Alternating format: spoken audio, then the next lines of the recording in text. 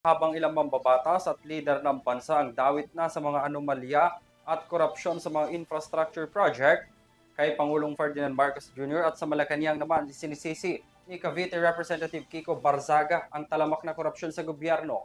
Ang mga alegasyong ito ang naging basehan ng panawagang resignation ni PBBM. Bukod pa dyan ang planong pagsasampa ng impeachment laban sa Pangulo.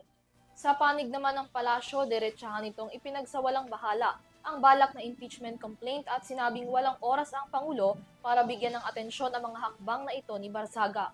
Narito ang balita. Sa kabila ng sariling kontrobersyang kinaharap kabilang na ang ethics complaint sa Kongreso, hindi pa rin nagpapatinag si Cavite 4th District Representative Francisco Kiko Barzaga sa kanyang mga patutsada sa gobyerno kaugnay ng katiwalian sa bansa. Hindi pinalampas ng kanyang mga pasaring ang mga kapwa mambabatas at ang Kongreso, si dating House Speaker Martin Romualdez, ang Senado, maging ang Malacanang at si Pangulong Ferdinand Marcos Jr. na nagbabalak-ani ang patalsikin siya sa pwesto dahil sa kanyang pagtuligsa kontra korupsyon sa gobyerno. Kamakailan lamang nanawagan na rin si Barzaga para sa pagbibitiw ni Marcos sa pwesto. The limited time I have, I will use the position granted to me by the people to call for his removal from power. Just like how we removed the late dictator Ferdinand Marcos Sr., we shall also remove this president that has betrayed our country. Kasabay nito ay ang panawagan din sa mga mamamayan na makiisa sa anti-corruption rally sa ika-12 Oktubre na tinawag niya ring anti-Marcos rally.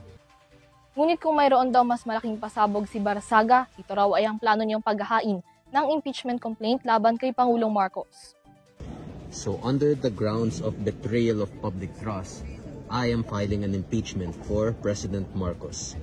And hopefully, Congress will remove him soon so we can start investigating those involved in the flood control anomalies. Bye-bye, Marcos! Bye-bye, Marcos! Kung opisyal itong maisusumite sa House Secretary General, ito ang magiging pinakaunang impeachment laban kay Marcos. Ang planong impeachment complaint at mga hakbang na ito ni Barzaga, ipinagsawalang bahala lamang ng Malacanang. Ayon kay Palace Press Officer at Undersecretary Claire Castro, sa dami ng ginagawang trabaho ng Pangulo, wala na itong oras para pansinin pa ang mga ganitong bagay. Na marami pong ginagawa ang Pangulo, hindi po pinapansin ang mga ganyang klaseng usapin. Busy ang Pangulo sa pagtulong sa mga kababayan natin, maraming trabaho para maiangat pa ang Pilipinas, hindi para ibaba ang dignidad ng ating bansa. Pagdating naman sa mga aligasyon ni Barzaga na nasa loob ng Malacanang ang korupsyon, sabi ni Castro kung walang ebidensyang magpapatunay nito, hindi ito dapat na pinaniniwalaan.